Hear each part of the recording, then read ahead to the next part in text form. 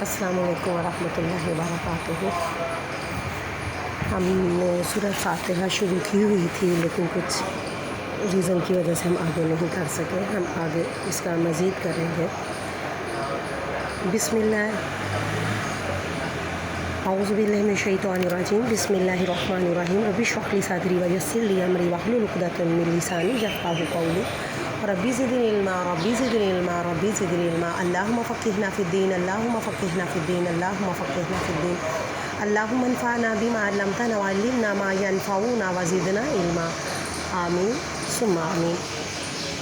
اچھا جی، ہم الحمدللہ رب العالمین، ساری کی ساری تعریفیں کس کی ہیں؟ رب العالمین۔ کیوں ہم تعریف کرتے ہیں؟ اس کی وجہ بتائی تھی میں نے، کیونکہ وہ پورے عالم کا رب ہے، پورے عالم کا رب ہے، تو اس وجہ سے رحمان اور رحیم ہے، دوسری صفت اس کی ہے، اور تیسری مالک ہے یوم الدین، بدلے کے دن کا، قیامت کے دن کا۔ جب اختیارات اس کے پاس ہے تو پھر اسی کی عبادت کیوں نہ کی جائے، اسی کے آگے اپنی پیشانی کو جھکایا کیوں نہ جائے، اسی کو ہی مشکل کشا کیوں نہ مانا جائے، کیونکہ جب مالک ہی وہ ہے، سارا کچھ اسی کے اختیار میں ہے، اس کے سامنے کسی کی چلنی نہیں۔ تو اس وجہ سے آگے کیا ہے، ہم پھر جب یہ ساری تعریفیں اس رب کی ہیں تو پھر ہم کیا کہتے ہیں؟ ایاک نعبد و ایاک نستعین، کہ ہم تیری ہی عبادت کرتے ہیں۔ کیوں تیری عبادت کرتے ہیں؟ اب عبادت، اللہ تعالیٰ کی عبادت کرنے کی وجہ کیا ہے کہ کیوں ہم اللہ تعالیٰ کی عبادت کریں اور کیوں اللہ تعالیٰ سے ہی مدد مانگیں؟ باقی بھی تو اتنے ہیں اس کائنات میں، اور بھی چیزیں ہیں، کیوں ہم اللہ تعالیٰ ہی کی عبادت کرتے ہیں اور اس سے مدد مانگتے ہیں؟ اس کی وجہ یہ ہے کہ اللہ تعالیٰ ہی کی ذات جو ہے اس پورے کے پورے جہاں، پورے عالمین، وہی پالنے والا ہے۔ جو سورج، چاند، ستارے اور یہ سمندر اور یہ سب کا مالک ہی وہ ہے، تو پھر ہم اسی کی عبادت کریں گے اور اسی سے مدد مانگنی ہے، کیونکہ اختیارات اس کے پاس ہے۔ جو مالک ہوتے ہیں اسی سے ہم مانگتے ہیں نا۔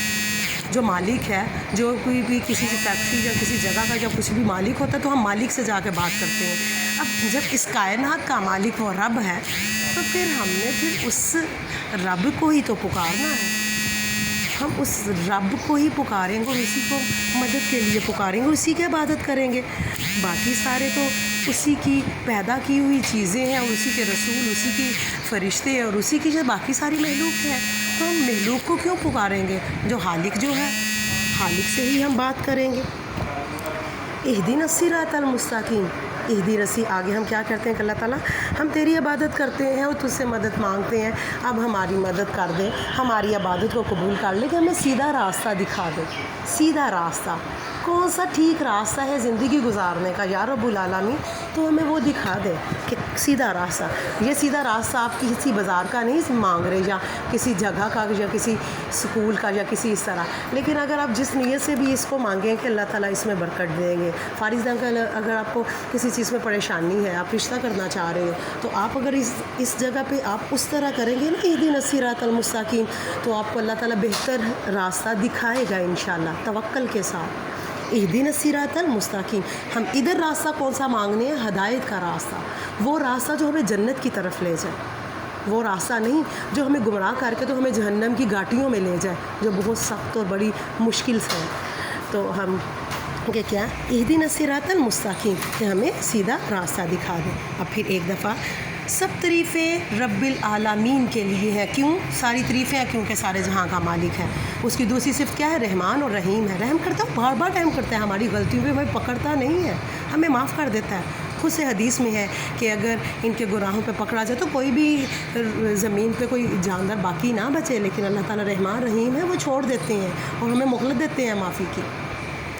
ہم کیوں اس کی عبادت کرتے ہیں؟ کیونکہ وہ قیامت کے دن کا مالک ہے، سارا حساب اسی کے سامنے، اسی نے ہمارا سارا کچھ کرنا ہے، اور جس کو اللہ تعالیٰ اگر چاہیں گے سفارش کے لیے تو کھڑا کر دیں گے کہ اس بندے کی سفارش کر سکتے ہو۔ اللہ تعالیٰ کے اختیار میں سب کچھ ہے۔ اب ایاک نعبد و ایاک نستعین، ہم اسی کی عبادت کرتے ہیں، اسی سے مدد مانگتے ہیں۔ کس چیز میں مدد مانگتے ہیں؟ کہ یا رب العالمین ہمیں ہدایت کا راستہ دکھا دے، اور اللہ تعالیٰ نے ہمیں ہدایت کا راستہ اپنے پیارے نبی حضرت محمد صلی اللہ علیہ وآلہ وسلم کے ذریعے دکھا دیا۔ اب ان کی حدیث اور ان کی سنت کے مطابق ہم اب عمل کریں گے تو وہ ہدایت ہے، وہ سیدھا راستہ ہے۔ اور اگر ہم نبی پاک صلی اللہ علیہ وسلم کی سیرہ اور ان کی زندگی کو بھی ہی نہیں سمجھیں گے تو پھر ہمیں ہدایت کہاں سے ملے گی؟ کیونکہ اللہ تعالیٰ کی اطاعت ہو نہیں سکتی اگر ہم نبی پاک صلی اللہ علیہ وسلم کی اطاعت نہ کریں۔ ہم دین کو ہم قرآن کو سمجھ نہیں سکتے اگر ہم نبی پاک صلی اللہ علیہ وسلم کی باتوں پہ عمل نہ کریں۔ سارے احکامات کی سمجھ ہمیں نبی پاک صلی اللہ علیہ وسلم کی سنت اور حدیث سے ہی تو پتہ چلتا ہے۔ تو اسے اتنا سا ہی ہم کریں گے، باقی پھر آگے بعد میں کریں گے۔ اللہ حافظ، فی امان اللہ۔